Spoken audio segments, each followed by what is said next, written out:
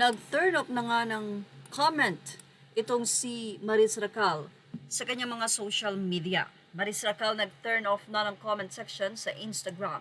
Nagdesisyon si Maris Racal na i-disable ang mga komento sa ilang post niya sa social media, partikular sa mga promosyon ng kanyang mga proyekto at endorsement. Ang hakbang na ito ay tila bahagi ng kanyang personal na desisyon upang mapanatilang focus sa positibo at maiwasan ang mga negatibong komento mula sa mga netizen. Kabilang sa mga post na inop ni Maris Racal na comment ay ang promotion ng kanyang bagong endorsement tulad ng Snail White at Vitres. Kamakailan lamang din ay nagulat ang mga netizen sa naging pahayag ni Anthony Jennings na bago siya pumasok o nang pumasok siya sa ABS-CBN ay no read no write daw ang aktor. Nagpursige din si Anthony na makabasa at makasulat dahil ito ay kailangan sa kanyang trabaho. Ayon kay Anthony, pinag-aaral niya ang kanyang mga kapatid dahil ayaw niyang maging katulad ng mga ito o maging katulad ang mga kapatid niya sa kanya. Kaya naman si Anthony ay breadwinner ng pamilya.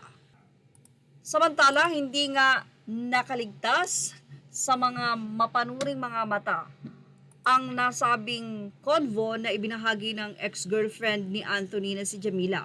Nakita nila na ang isa sa convo doon ay may date na July 15. At nung inihayag ni Maris Racal na break na sila ni Rico ay July 12. So 3 days nga lang daw bago ang paghahayag ng sila ay break na, July 15, mayroon na nga message. So talagang nandun pa lang sila sa relasyon, may mga cheating na nangyayari kila Anthony at Maris Racal.